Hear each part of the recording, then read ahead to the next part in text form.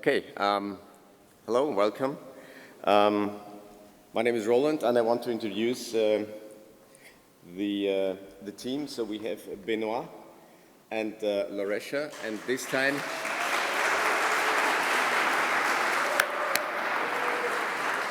so this is not a talk about management. These are the real people. These are the technical project managers that made it happen, what you're going to see today. So these are the technical project managers that make the things happen that we see today. And we have, of course, Pierre, the brain behind the architecture.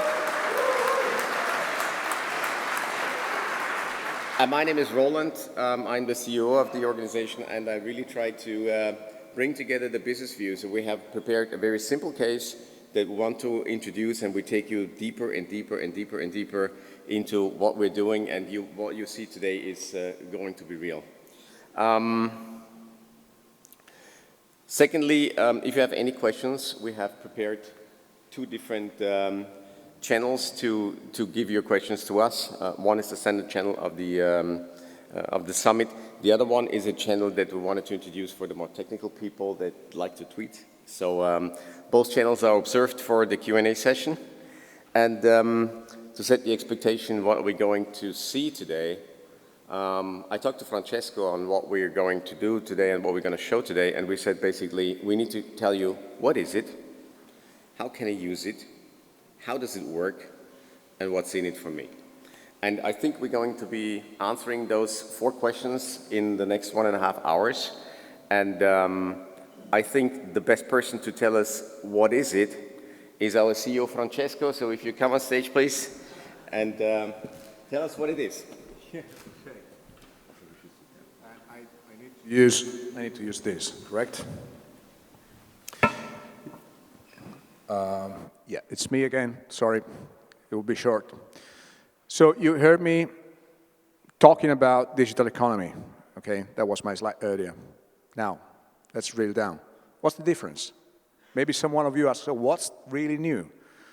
What's the difference between moving from Industry 4.0 to, let me call it Industry X0? So from data gathering to data spaces. Some one of you believe, well, it's the same story. No. Think about data gathering was about multiple interfaces to collect data which are segregated in different places, typically with limited accessibility, lots of contracts, and technology is an enabler.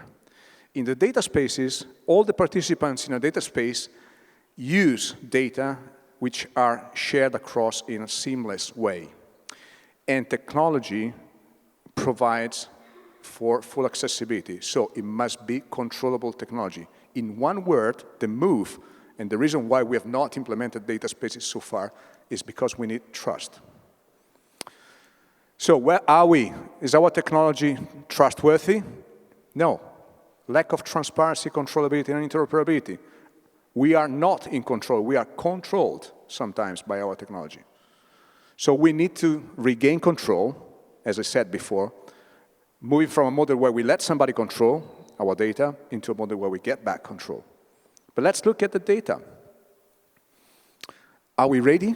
Are our ecosystems ready? No. Data ecosystems are disjoint. We have a lot of unused, untapped data. Data are not easy to exchange, and they are sometimes hidden. But infrastructures, even worse. They are fragmented. They are not interoperable, and they are substantially segregated. So we need to go back into a model where we connect data ecosystems to infrastructure's ecosystem, and this is done through the Gaia-X framework. Again, those 3 pillars that you will see in this demo. So with that said, I'd like to ask Roland to give a scenario and show this thing, possibly thinking about the real scenario that everybody understands, because it's quite deep in technical terms. I hope you will enjoy it. Thank you. Thank you. Okay, thank you, Francesco. Now let me introduce a scenario which of course is a theoretical scenario, but we try to have it simple. And we take you through a simple scenario, then we take you deeper and deeper, and tomorrow you're going to have the Lighthouse projects where you see the real scenarios. But I think the real scenarios are getting so complex that it's easier if we start with something more easy to get into the concept. So we pretend we have 2 companies. The first one is this classical provider, Dufour Storage. Dufour Storage decides to go for Gaia and register their services, which are storage services and services where they can expose data and they have an API through the Gaia-X catalog. And they go through this entire process and make sure that everybody can see what they have to offer in a Gaia-X compliant way. And then we have another company which is super innovative, probably born out of a project that was more scientific. They developed a lot of sensors and they planted sensors all across the Alps. And they operate a network of sensors in the Alps. And they're collecting a lot of environmental data. And now they are at the point where they say, well, you know, I would like to monetize on that data. I would like to share that data. And the point is, how can I share this data? How can I make sure that my data can be used by someone else? So they decide to look into the catalog because they heard about Gaia-X. Potentially they're here in this room, I don't know. So they start browsing the catalog and they find Dufour. And they say, yeah, we wanted to have somebody that is in Europe, that shares our values. That's really good. Let's go for Dufour. And so they find the service. They start putting their data from their network into Dufour storage. And they figure out it's really successful and they get a lot of demand for getting this data. So they decide to join a federation with Dufour and then start building a new ecosystem. It's the birth of a new ecosystem because Dufour has capabilities that they don't have and they have an interesting capability that they cannot monetize at this point in time. So they start to get a federation and they start bringing their services together, fully transparent, and they're offering new combined services, which consists of data from the Mont Blanc network and storage and exposure capabilities that are coming from Dufour. And all of a sudden, there is 3 other, in this example, data spaces that say, that's cool. So there is environmental projects that say it's important to understand what's going on, whether on a weather perspective or a sustainability or environmental perspective in the Alps, because it's a huge line that separates the weather in Europe. Then we have tourism. I'm from Austria. The Austrian guys that are running the ski areas, they started to think about pricing day passes for skiing based on weather and snow conditions. That could be the perfect data space for them to get to that data. And we talk about mobility. Maybe you want to have influence on mobility and routing, travel restrictions, travel rerouting based on data that you get from that data space. So we start here from a super simple concept where I say we have a provider and we have a user, and all of a sudden they create something entirely new. Now, so far so good. Let's go one level deeper. How does that work? So Dufour, at any point before the two meet each other, Dufour starts to write a claim because first of all they need to say, who are we? So they are creating a claim and saying, we are Dufour Storage. And then they reach out to a trust anchor that rubber stamps, yes, you are Dufour, and then they get back a PVC, a personal verifiable credential. With that, they say, okay, now we have the next thing, we store this in our wallet so that we can prove who we are, so that's basically your passport. And then they go and say, we have a couple of offerings, so they start describing those service offerings, they describe them themselves, and then again they reach out to the Gaia-X compliance services to rubber stamp those values. And what they get back is a service offering, verifiable credentials. So now we can say, okay, we know who you are, we know what you're offering, and it's both rubber stamped. Cool. Now, in addition, what we will see in the demo, they are asking a label. And labels were already explained by Francesco. Labels are, let's say, filters on criteria that are available. So they ask for a certain level, and they get it granted, and then they take what they have in a public catalog, and that's where they publish their services. And at that point, it's over for Dufour. They have an offering. Now Mont Blanc, as I said, they are searching for a partner. So Mont Blanc browses that public catalog, and because Dufour offers services where you don't need to be registered your own, they find a service, they say, hey, that's cool, let's go for this. So they go into this, make an agreement, make a negotiation, and can start using and consuming the service. And at that point, all will be good, but now comes the business idea that I explained earlier. They want to make a joint service. So that's why Mont Blanc says we are going to enter a federation with Dufour. So they're going through the same process basically that we just explained for Dufour. They are becoming part of a federation. Then they start describing their services, which is combined between infrastructure from Dufour and data from Mont Blanc. And then they publish those again in a combined catalog. And that process looks super simple, but honestly, it's not available today outside Gaia. This is what we're going to show you today. And in the center, you have the digital clearinghouse, which is a neutral node, and there will be many, many of those nodes that make all these different steps possible. So everything you're gonna see in this light blue in the middle is functionality that the digital clearinghouse of Gaia-X, distributed, not run by Gaia-X, is actually providing. Now, there is one more aspect to it. There is services that are mandatory, which are the ones that are in purple letters, and there's one that are optional, but very useful. So it's not a very strict system, but the trust part is extremely strict. Now, the last aspect I want to give you to the same concept is, you see the X, and everybody is, interesting.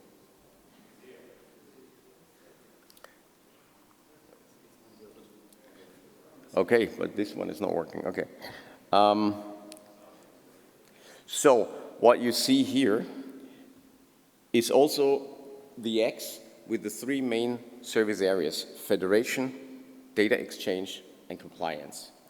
And it is also important to understand how these three core elements work together, because they are, let's say, the top level of the data of the Gaia-X framework.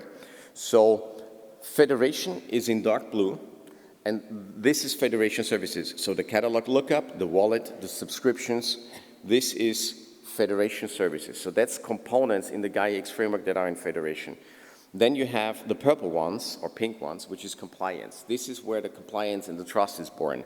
So that is the trust anchor, that is the Gaia-X compliance services that we use in different stages. And then you have the data exchange. And the data exchange is the one in light blue. That is what happens in the agreement and in the negotiation.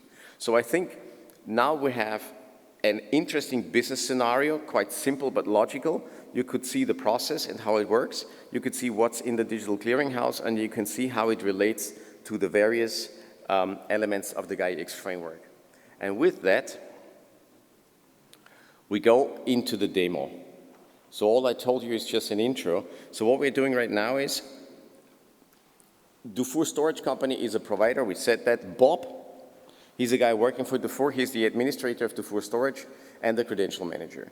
In step 2, you're going to see we add data storage offerings to the federated catalog. And Bob wants to expose that offering so that somebody else can consume it. And they also want to make sure that it's clear that they're running it in the specific EU country, because that's one of their key values. And in the third step, they want to make sure that Gaia-X, they get the Gaia-X label level 2. And Bob, as an administrator, is publishing, and he can see how he matches the criteria, and if everything is okay, he's going to publish it.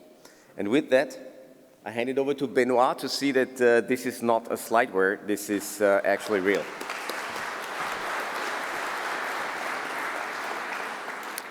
Thank you, Roland. So Bob is the administrator of Dufour, and what he wants is to bring trust to his customers, and also if he can, of course, get some help in his everyday life, it's almost better. So that's what the Gaia-X Trust Framework will bring to him. So what is important? First, interoperability. So the cell descriptions are interoperable, so it means that Bob can share the same verified document with many shareholders. So you just have to write it once. You present Dufour using the questionnaire, you sign it. Then you have a VC, and you can share this VC with everybody. Transparency, so the information is signed with Dufour storage cryptographic materials, so at any time the information can be requested and verified. So basically, nobody will call again Bob with a phone call like, is it really Dufour? you can just take it by yourself.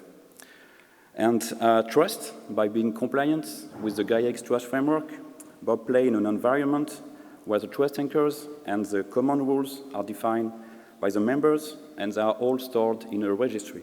So everything is transparent and safe, and you can see what you're doing.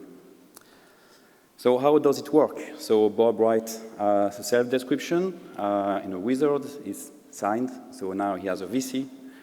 He will request the compliance of Gaia-X or the federation. He can store the certificates in the wallet, and he will be able to present this certificate to anybody requesting it. The compliance tool checks the veracity and the consistency of the information based on the registry of the federation. So at any time, a customer is able to have a proof that Dufour is Dufour. The system is decentralized, and all parties control the information.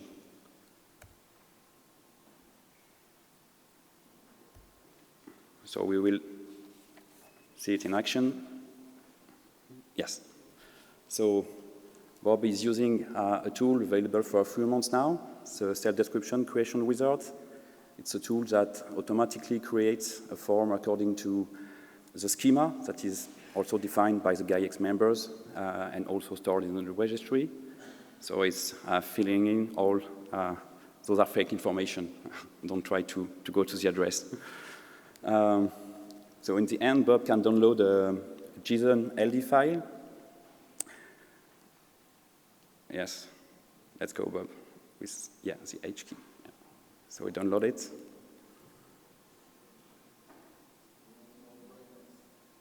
Yeah, so now it's just a JSON file, as you can see in the code. So he will use VC issuer to sign it. So now we have a proof with a signature at the end of the file, at the bottom. And then he will call the compliance, which is hosted by the federation or Gaia-X. And he receives a certificate with the proof of the applied rules. They are in the middle.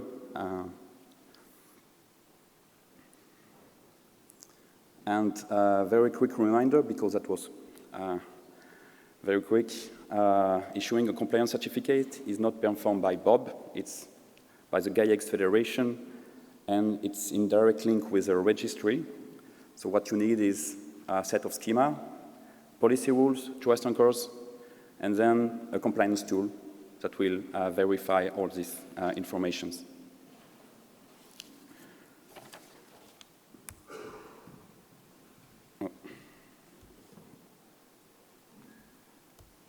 Okay, so now we know that Dufour is Dufour, but it's not enough because Dufour, first of all, is providing services. So that's the most important part now.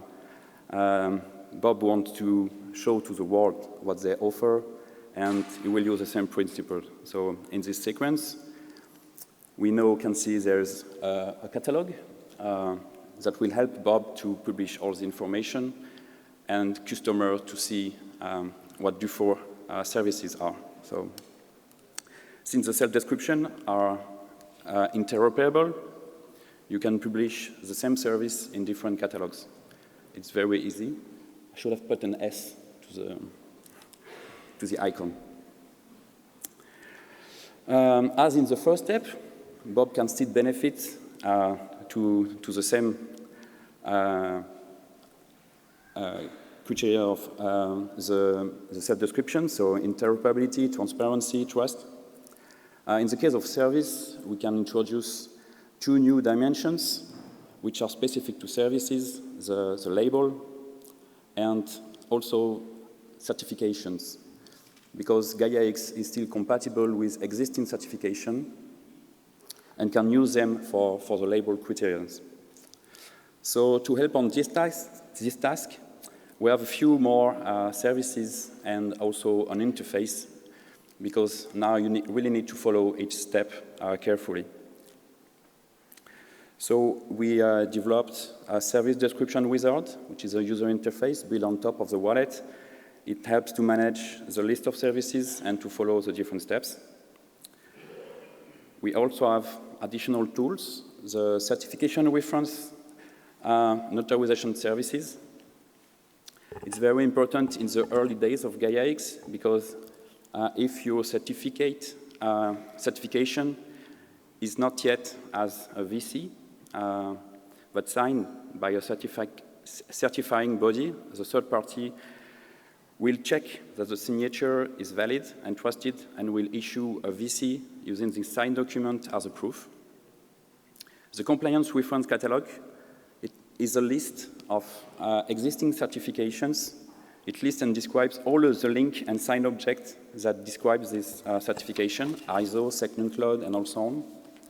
It's decentralized. It's usable to verify and associate a certification to a label criterion. The self-assessment questionnaire is another tool to help on the label. It helps you to provide a signed statement for self-assessed criterions. The label simulation can be called at any time. It helps to check whether you have met the criterion of met the requirements of a criterion or not, and if you're ready to ask for a label.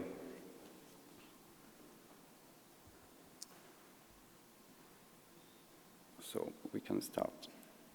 Yeah, the video. So this is the service description wizard tool. So you can see that you have different services at different steps: draft, ready to sign, ready for compliance, compliance, label.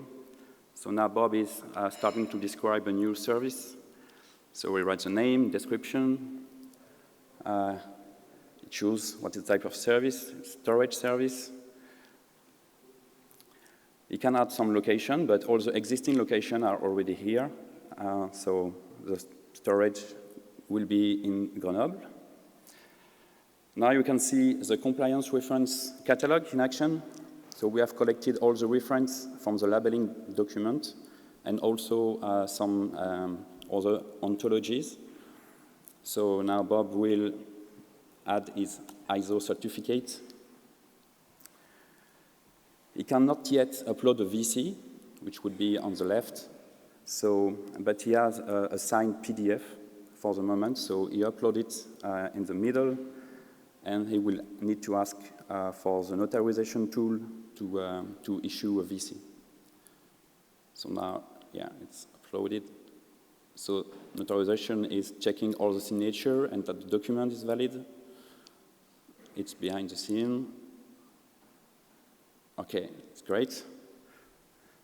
So now he will add another certification, SecNumCloud. He would do the same process.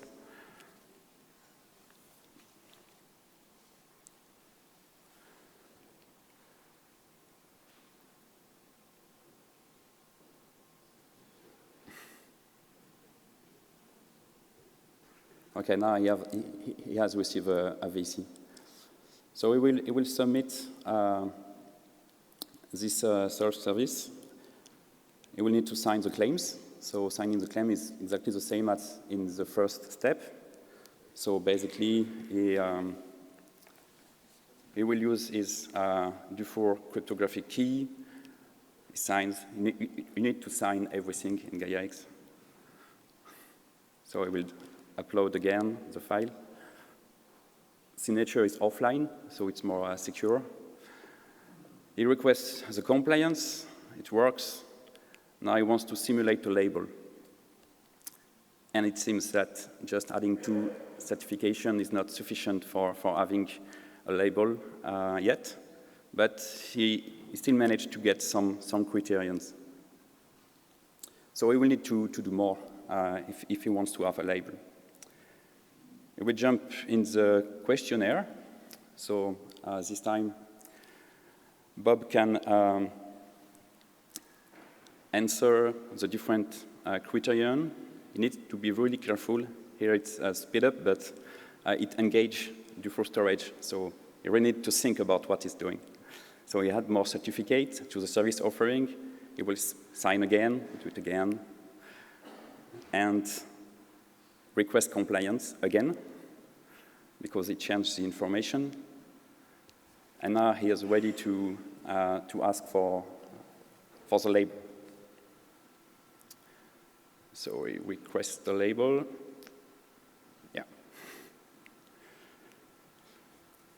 The label rules are also stored in the registry, and they are processed in background. And it's an implementation of the labeling document. Now he wants to publish in the catalog. He can select 2 catalogs because self-description are interoperable, so you can use the same certificate for both catalogs. And I guess now it's time to congratulate Bob because it's done. He has shared a lot in the catalog.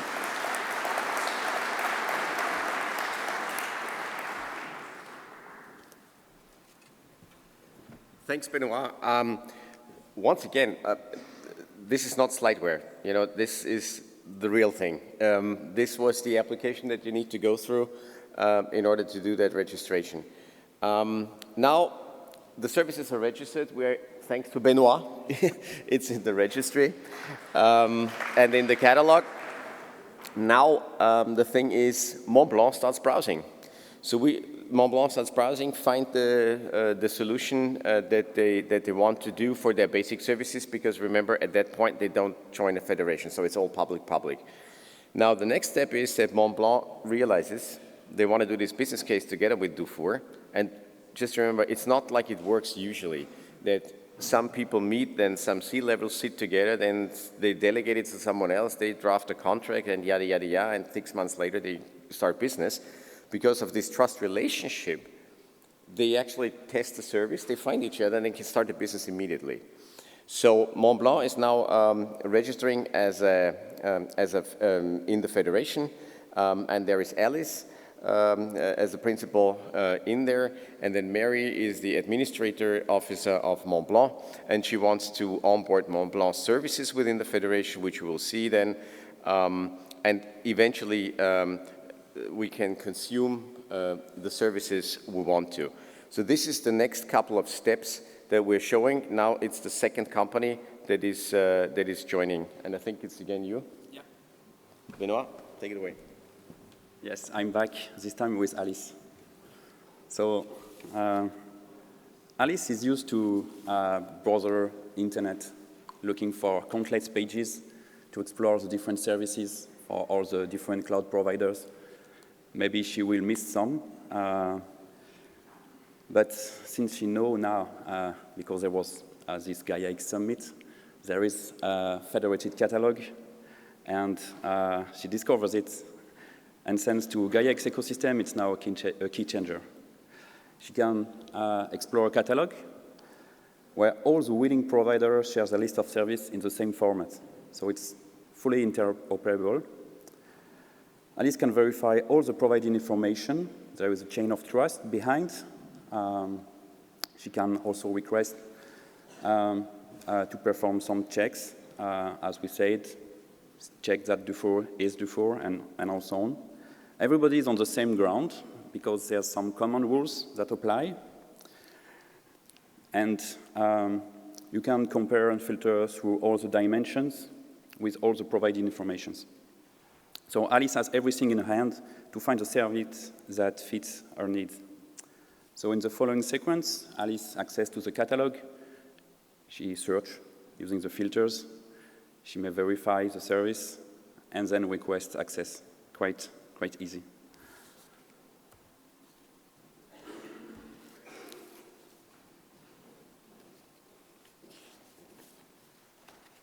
So this is the catalog. So Alice will use the filters to browse through all the demo services. She can check for a label, for a specific certification. She needs to be more precise regarding the type of service, layers. She presses the location. She's looking for a service in France, discovers that we had some services in Grenoble, which is quite close to Mont Blanc, find it interesting, and apply the filters. It's really great because she discovers there is a storage service there. It's provided by Dufour Storage. They have a lot of references, label level 2, which is what she's looking for, and she wants now to subscribe. But you will think that there's a very few number of services in this catalog. It's just because this is the demo environment, so I will hand over to Pierre so you can have a look at a different catalog, this time with real-life services.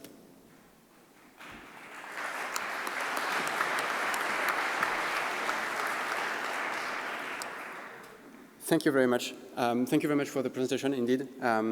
Everything needs to be signed in Gaia-X. Yeah. So if we can play the video, there is, yes. So before the summit, what we did was a call for contribution for all our members to start describing their services using our format, conformed format for self-description. And that's the results that you will see here. So this is a demo just to show that we do have contribution from members, and well, not need to pull the phone out to exactly know the numbers of services that we have. We have not exactly, above just 800 different type of services inside that demonstration of a catalog. There is one big element here in that slide. It's a catalogs. There are several of them. There is not like central ownership or lock-in effect. And that's something that I will emphasize a lot in the later presentation. We have found a common way of describing how services are done, participant, legal participant, resources, data resources, and so on, so that there is not this locking effect that when you register a service somewhere, you cannot let it go out. And there is no lockout effect because all the specs that we are producing are also freely, publicly available. So those are two key elements. We want to enable all the participants to be able to describe their servicing using a common ontology, a common format, and being able to share that in different places. So this is why we have this, it's not really new, it's a peer-to-peer network of catalogs, distributed catalogs. The second element which is important here is that behind this interface, you have real API call to the Gaia-X registry, to the Gaia-X compliance services that I will describe a bit later. So this is really a combined work of the three committees of all the working group together to achieve to that result. So it's not like just dummy information, it's really information that was submitted by the member, legit ones, signed, with proper verification, real call APIs to the backend, to the clearinghouse services to achieve that result. And I believe that's a great achievement. This interface right now is read-only, publicly available, but in read-only mode. And we will open that to everyone after the summit, a few weeks after the summit, so that everyone can use the same wizard that was presented earlier to also register their own service description and start to get acquainted with Gaia-X format description and services. That will be, yes, so next.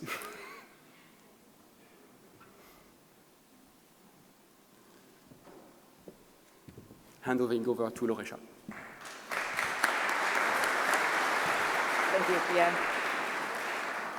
Hello, everyone here and everyone following us online also from my side. So next step is to demonstrate how Montblanc, the company, wants to apply as a consumer to a federation together with its employee. The roles that we have here are Alice and Mary. Mary is the administrator. We call it onboarding officer.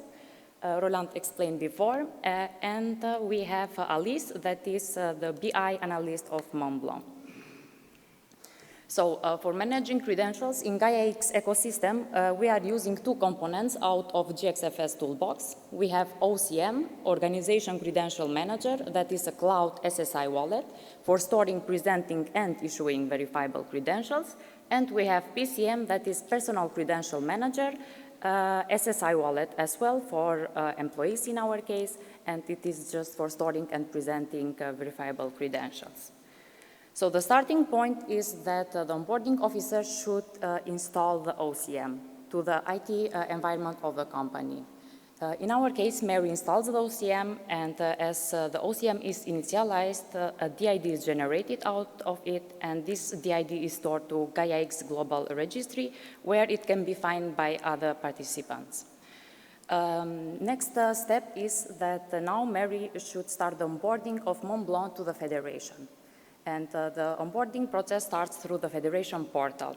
If the Federation approves the onboarding of Mont Blanc, verifiable credentials, in our case membership credentials, are issued directly to the Mont Blanc OCM, and they are stored there.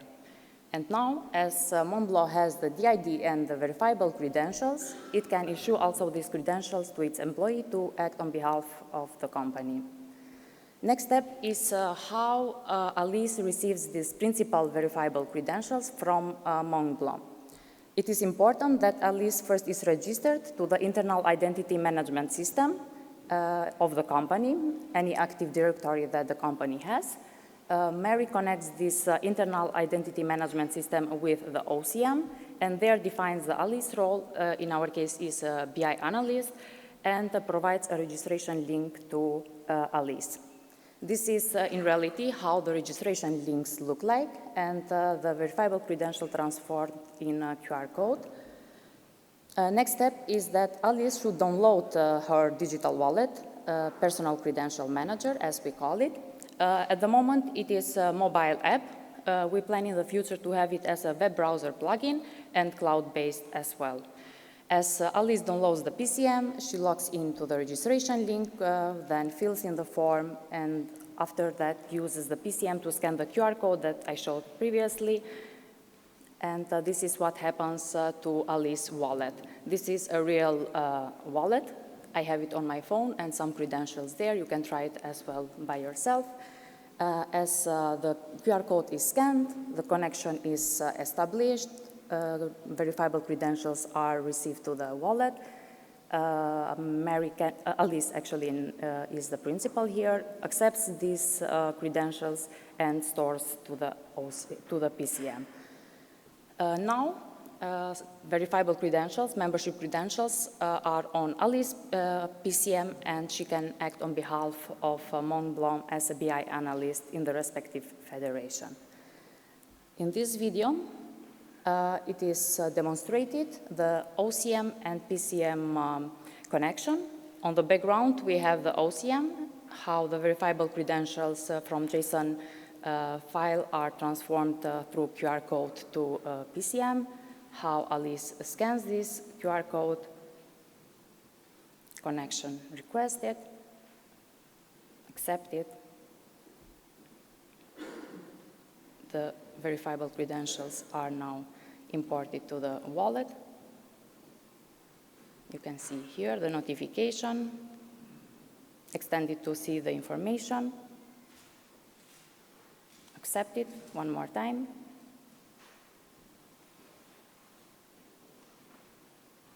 Credentials are added. A final check, if it matches, same information to the OCM and same information to PCM. So now everyone is verified to the ecosystem and they can act. Next step is to do the contracting and negotiation. I give it back to Pierre.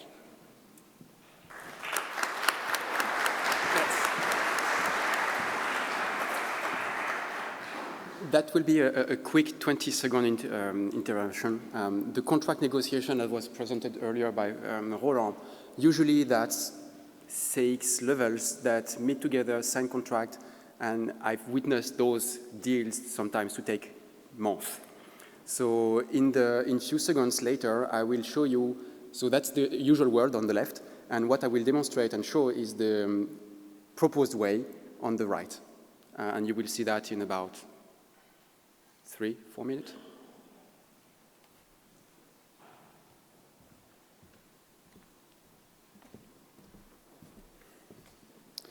Thanks, Pierre. Thanks, Loresha. So now we have learned how to create a credential to identify Alice. And we assume that Dufour and Montblanc have established a contract with probably a new common language to describe this contract. So we can focus on how Alice can consume the service offered by Dufour Storage. So privacy using SSI is great because it preserves privacy. Dufour Storage can request only the rightful information, and Alice can choose which information is shared with Dufour in return. So still, all the organizations are in control of the credential they own, they share, they verify, they control everything. Automation, if we have this common and interoperable contract language, and it's the same for self-description, so it will be possible to automatize the implementation of the rules for usage control. So basically, only using this information, you can decide who can access, how people can access the service. Trust, still, what we have seen in the past, in the previous slides, the attributes, they remain valid. So it's always possible to verify at any moment that all the certificates are still valid and all through the lifetime of the service. So in the morning, if Alice wants to check that the service still is label level 2, it's just a click. In the following video, Alice will log into the service. It's implemented by Dufour Storage. The software used is not yet ready for SSI, so Dufour Storage is using one of the SSI bridge products from the market to request the needed information. Alice presents a verifiable presentation. Dufour rules engine will check the validity of the information and apply the usage control rules. It's quite simple, but in the end, Alice will be granted to push the data set.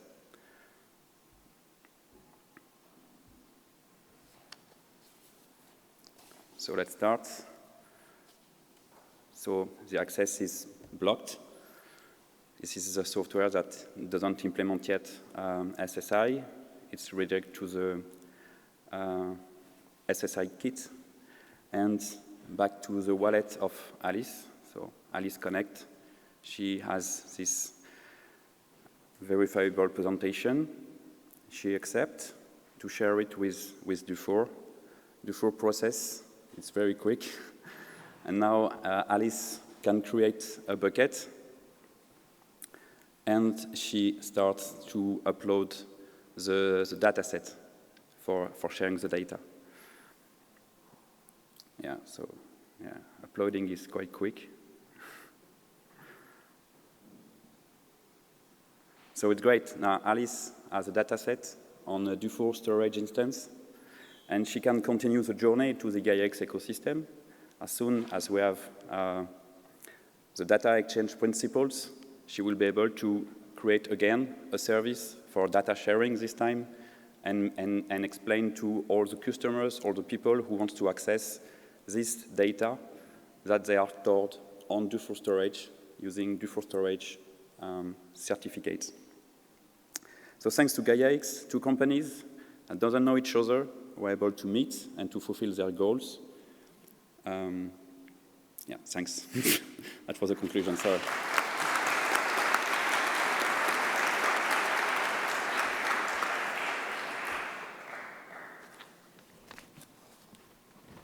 Thanks a lot. One thing before I start into that slide, it's very important to realize that when you log into this portal, you might see, okay, fine, someone just consumed an object store. But the trick here is that the credentials, the identity of Alice doesn't reside within Dufour.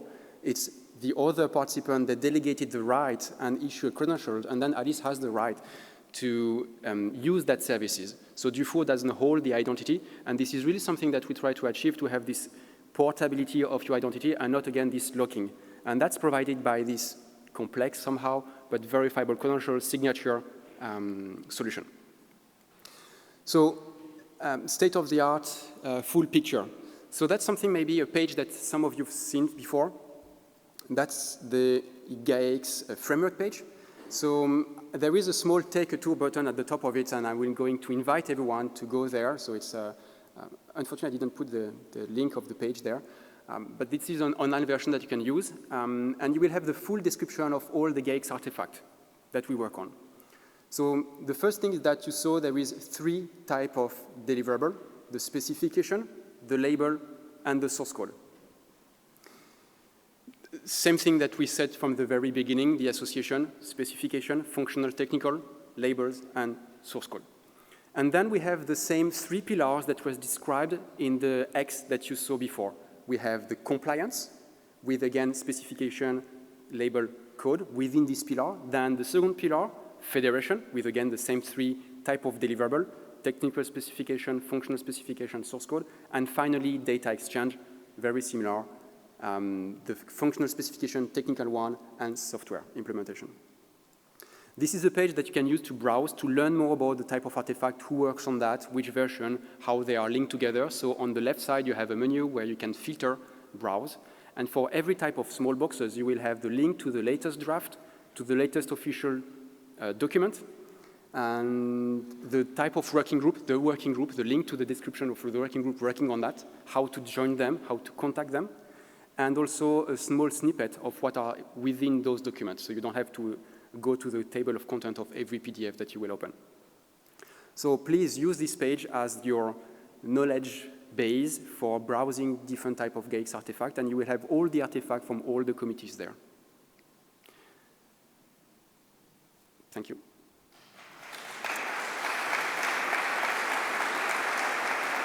Oh, it's there. So that's the link, docs.gaia.eu/framework. With that, I would like to warmly thank Benoit and Lorecha for the presentation that was made. It wasn't an easy job. You know, it's different countries working together, different companies, language. It's really hard to come up with a project at that scale with a fully distributed, decentralized, I would say, development team. So again, thank you very much for all the hard work, and very proud of the work that was presented. So thanks again. Yeah.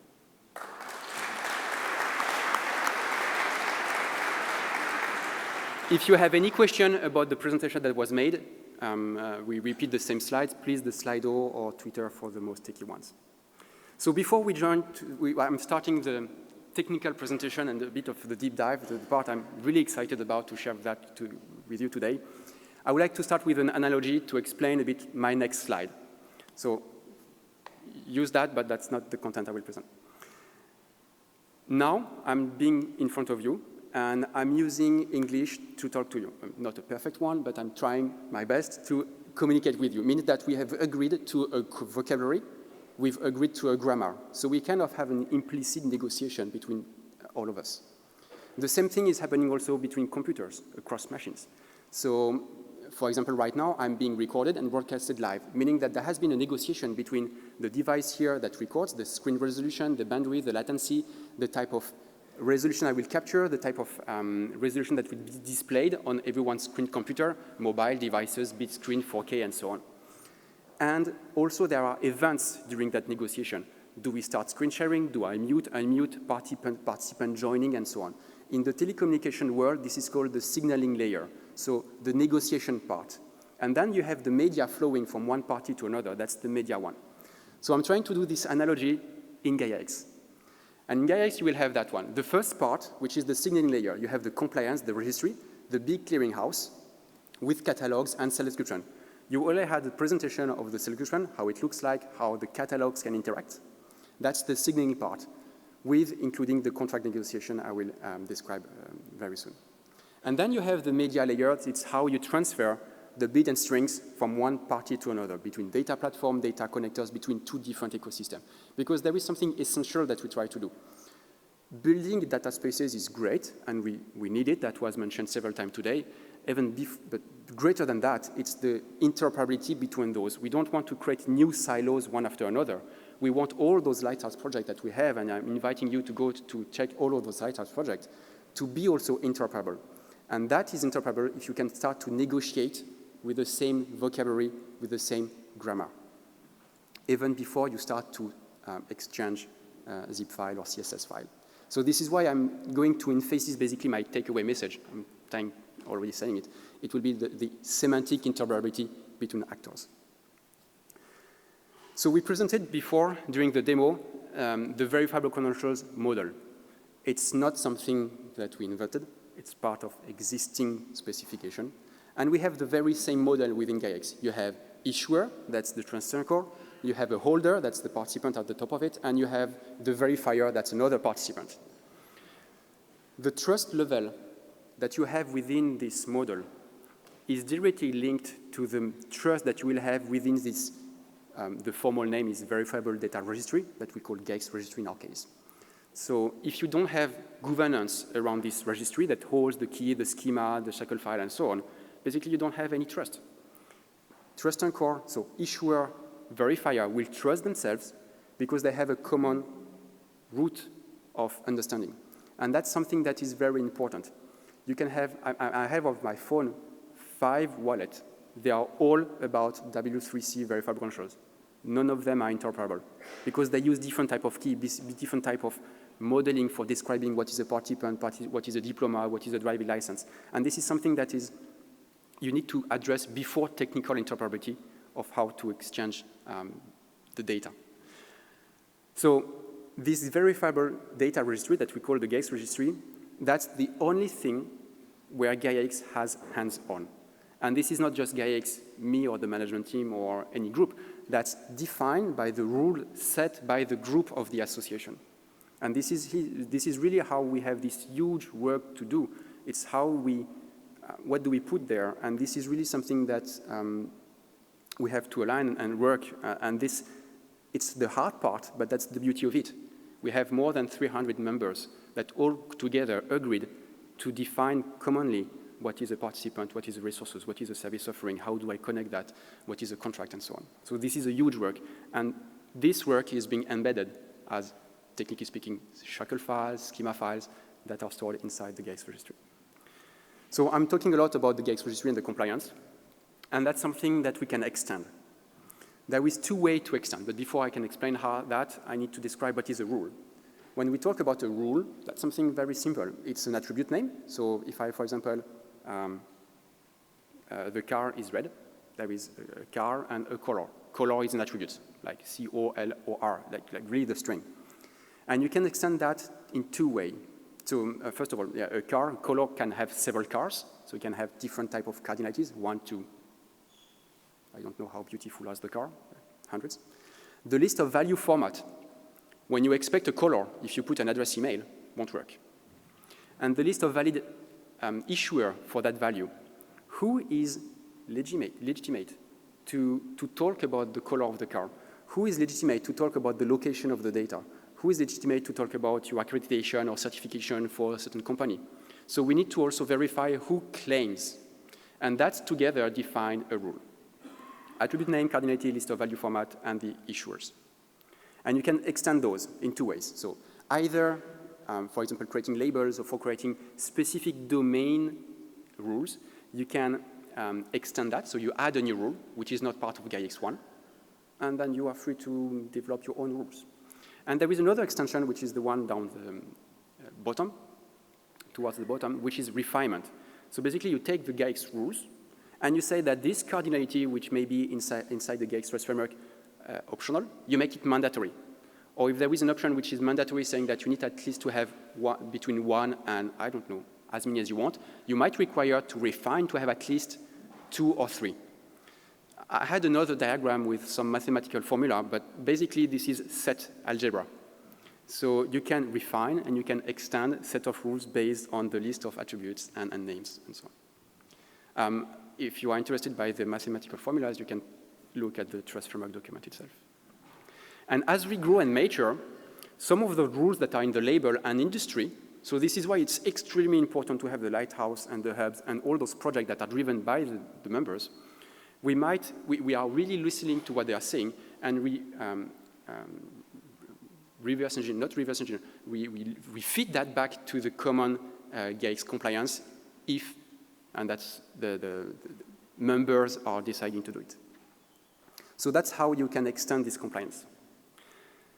So for the next slides, I will go a bit even more into the detail, and there will be some JSON file. So it's very simple. It's just text, mostly in English.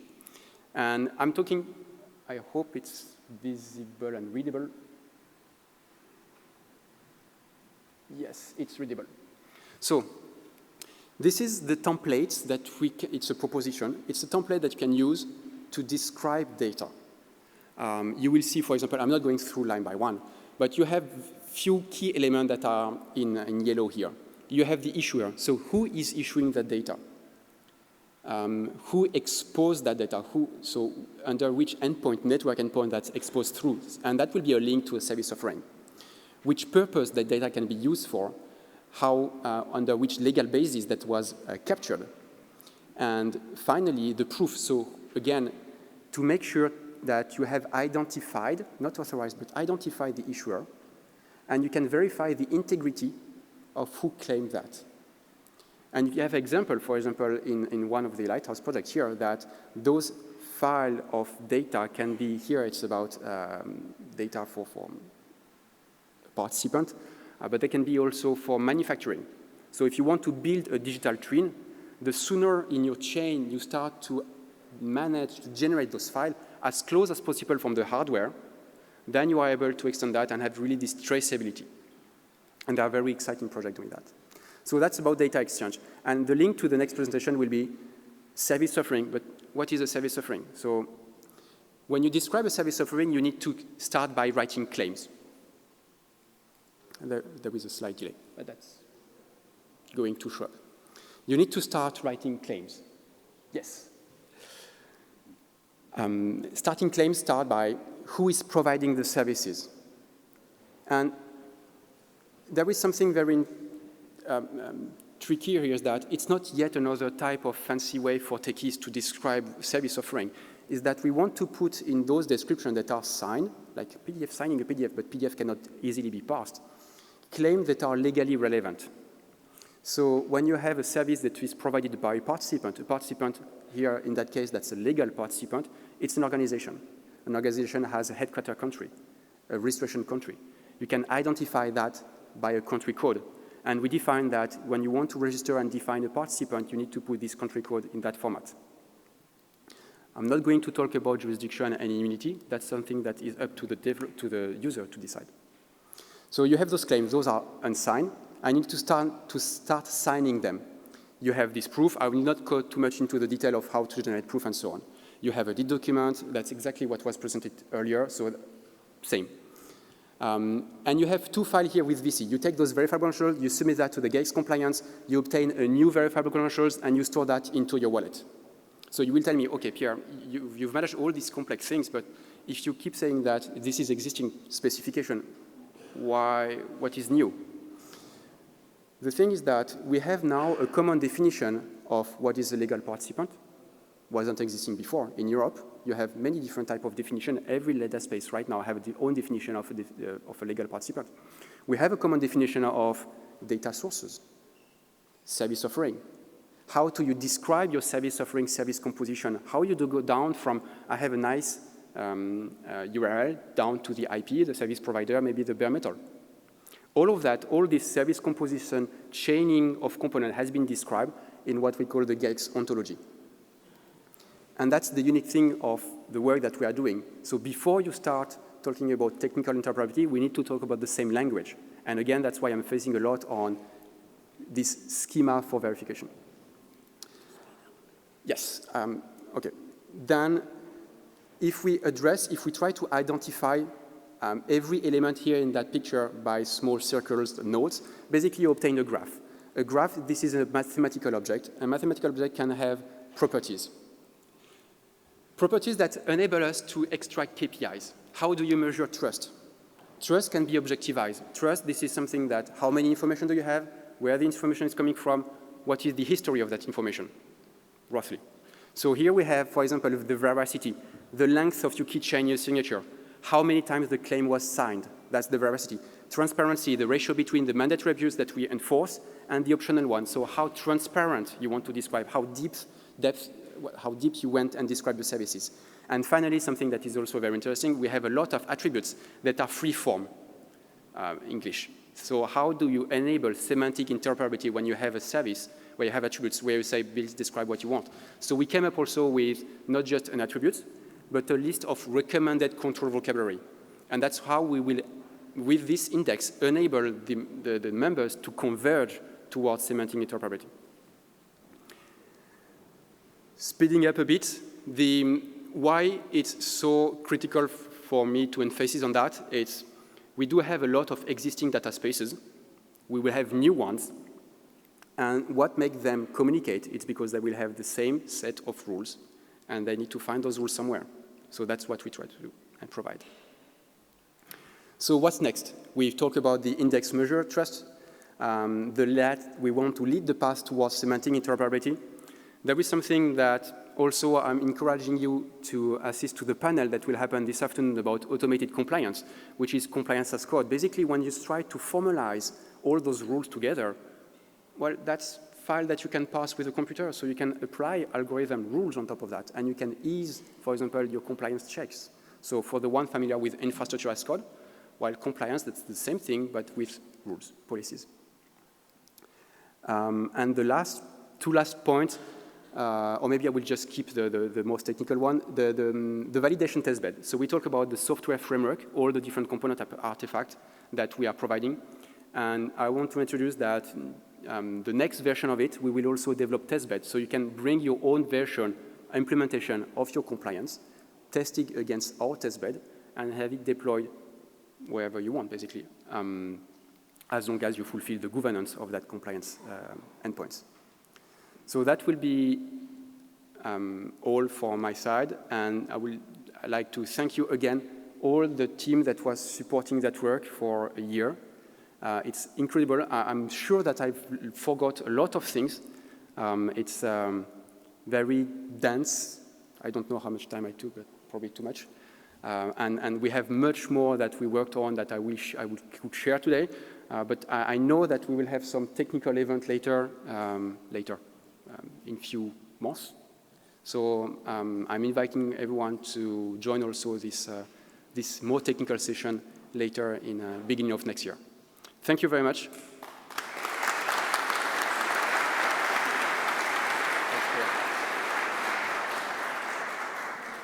Okay, thanks, Pierre. That was great, and it shows we have code, but there is a lot of thought below or above whatever you think it is. I just want to wrap this up a little bit because we saw a real case. I want to remind you on our beautiful Alp case. We had the Dufour and we had the Mont Blanc, and then they created something new. Now, real quick, what it means, similar to what Pierre told on an engineering perspective, we have 3 pillars: compliance, labels, which are optional, and industry ecosystem. And what you can do is that the big question is who is governing what? So governance on compliance and labels is in the association. So that's why we as an association with the working groups and the members, we are defining attributes and criteria we deem important. And then we find conformity assessment bodies, and then we build, and then we figure out how we're gonna link that to trust anchors. That is true for the first 2 pillars. The 3rd pillar is totally up to the industry, because the industry is actually driving their own cases, and it might be highly regulated industries like the pharma industry that need to follow rules, or the financial sector, or it might be something where just parties agree on. So we also talked about the digital clearinghouse, and I wanted to touch on this one again because this is nothing new. Everybody who's familiar with the work we're doing knows what this is. It's just a packaging of stuff we have developed together. So there is the registry and the compliance services, which are the only 2 that are mandatory at the moment. And then we have a wizard, a catalog, verifiable credentials, wallet, and notarization services. Those are packaged so that providers can professionally host them all over the world, and federations can tap into them and make sure they get their compliance. And what's also important that as an ISBL, we are keeping control of where those items are stored. Why? Because that's the most important asset we have. That's our compliance service. So we're not going through all this effort that Pierre and Laurèche and Benoit explained just to host it then somewhere with no good practice and no security and safety in operations. The other thing that I want to touch really brief on is how we're going to deal with releases in future. Now we have something. Last summit in Milan, we talked about a lot about concept and we had the first deployments, but now we have something that is real. So we have something that is deployed. So now we need to span somehow a cross between vision or innovation and product. And this is, in my area as a CEO, this is why we created a release plan and we define the way how we're going to manage releases. And it is a balance between, waiting forever to get a car, or you start with a scooter, maybe a bicycle, and then get on with that. And everybody who knows Agile is very familiar with that picture. One information that is really important for you, what we are heading for is a 6 months minor to major release plan and a 12 months major to major, and a release strategy of N-1. And this is really important because we have real industry adoptions. You're going to see this tomorrow. You see this on each of those columns. Those projects are real. So we can't keep spinning. We need to have reliability on the end of the industry implications. What is our release strategy today? And this is a little bit different because we have betas and we are getting to a first product. We have those services that I explained earlier, and in those services we have, we call them like after rivers. So at the moment we had Elbe Beta, specification was 2204, and that's our N-1 for now. And that was around since, I think, June this year. Now we have Elbe, which will be available in Q4 22, and the first real digital clearinghouse implementation. And as Francesco said earlier, these two are restricted to Lighthouse projects.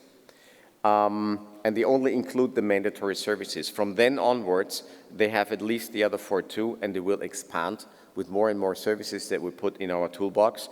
So the next one is called Tagos, and it will be based on spec 2210, and we were in the board meeting yesterday, and it was all approved, so this is going to be our next spec.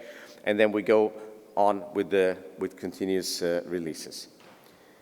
Now, the last question is, what's the business value? And I want to remind you, with all this technology, we developed a standard provider, Dufour, user, Montblanc relationship into a new business model, materialized and monetized upon Gaia-X principles because we enabled a simple data space between 2 companies. And I think this is really the key message, because when you look into the Lighthouse projects tomorrow and you imagine how complex they already are, this is an exponential explosion. And this is what I really wanted to make clear in this presentation with the help of our engineering guys and especially the conceptual work of Pierre and the technical committee. So the summary is, we promised you, what is it?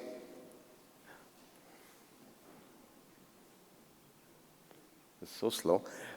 What is it? That is the Gaia-X framework. How can I use it? This is the release strategies, and this is the digital clearinghouse that enables you to adopt data space business. How does it work? That's the explanation of the use case. And what's in it for me, I think that has hopefully become obvious in the last 1.5 hours. And with that, thank you.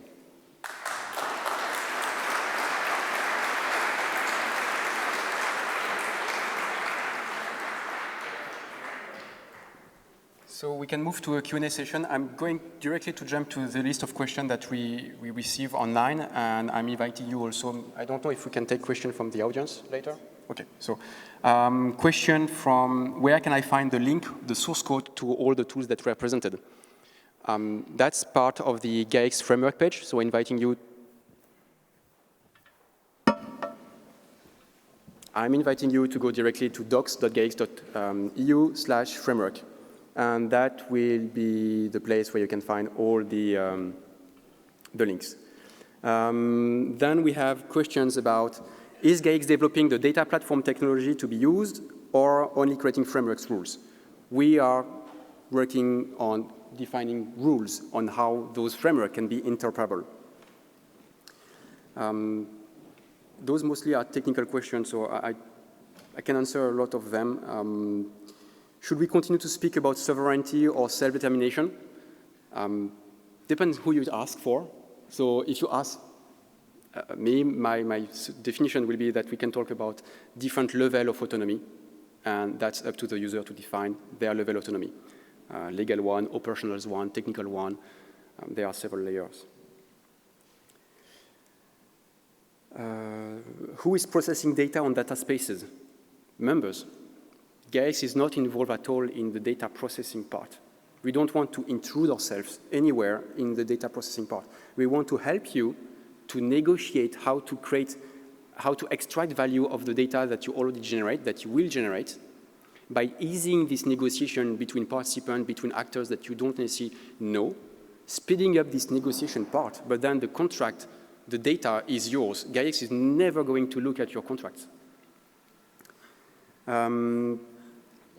Can I test those tools? Are those just simulation without the whole process behind that? You can test. You can test them. Part of this page, there is a beta that is ongoing work, and in that page you will have a set of components that, with the link to either the API that you can use or the link to the Git repository where you can find the source code and start using it.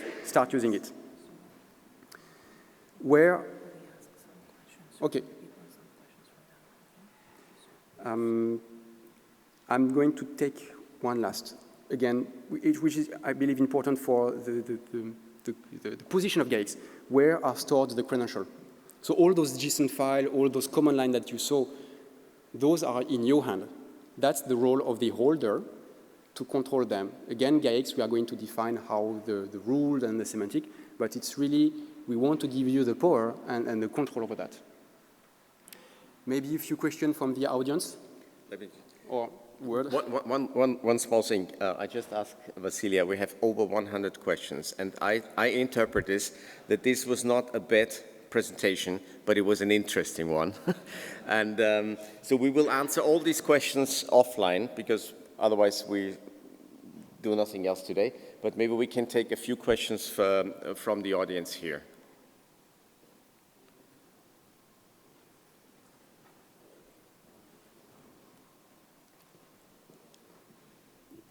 Yeah.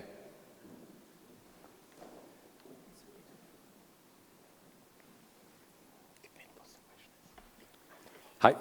Yes, I have a question about service level agreements, terms of service, billing, topics like that.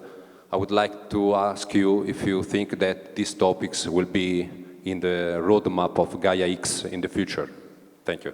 Thank you. Absolute good question. That is why we created the digital clearinghouse. So at the moment, there's only a proof of concept version that we're running the compliance services. But of course, all the Lighthouse projects had a strong demand to have industry-grade services, because actually that's the core. And so what we're doing right now is we are piloting with a few providers the first instances, and then we are defining the rules, how you're going to operate it, and then every provider can apply adhering to the rules to run those nodes, and they will have some service level agreements, for example, and we will use many things of the labels we've already defined to define what we expect from a provider of a digital clearinghouse. And still, there is the opportunity that you go even further, because if you have certain customers, let's say you're in the public sector, and you say, I have even higher requirements on service levels, on hosting criteria, on certifications, you can do so, but the minimum set will be defined in operations.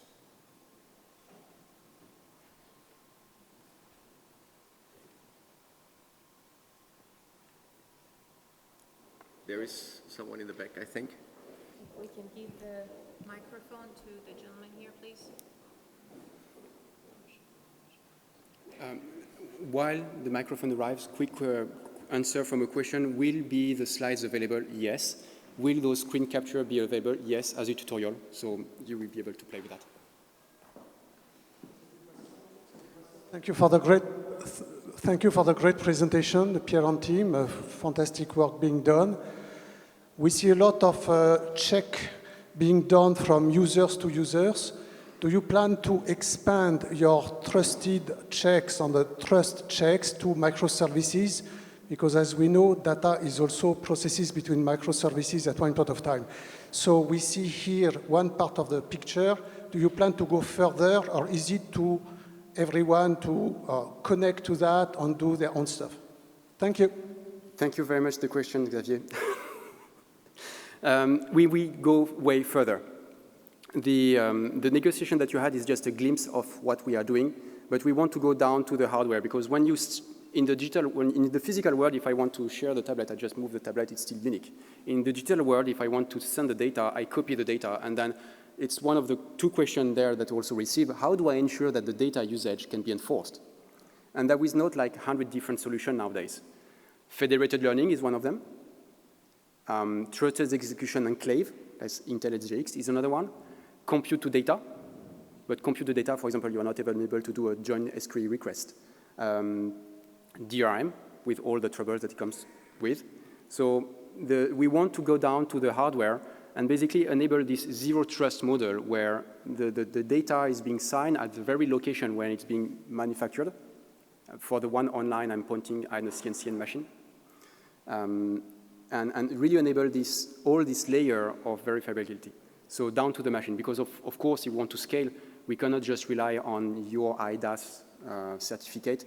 You will need to delegate that to maybe an employee, to a machine, and to rotate the keys and revoke them. So there is an entire chain of keys that can be done, and it's not just user to user. I think we had one more. Yeah.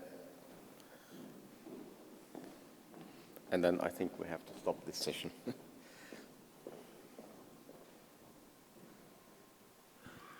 Thank you.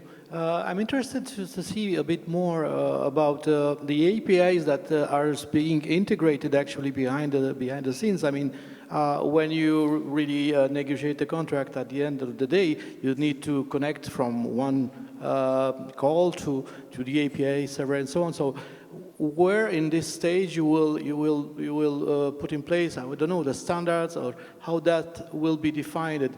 What are the common interfaces, the common APIs in terms of maybe cloud service providing?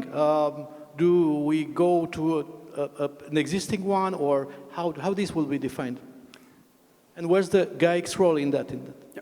So the short answer will be, if you go to the Gaia-X framework page, you will have a box which is called Identity, Credential, and Access Management. And that's exactly the place where we describe how the credentials are being generated, which type of key, which type of signature we use, and what are the API that are being investigated so far for the exchange of data, for the generation of the credential, for the presentation. And that's the working group where I will invite users interested by this topic. We have a lot of questions, and they are all very interesting.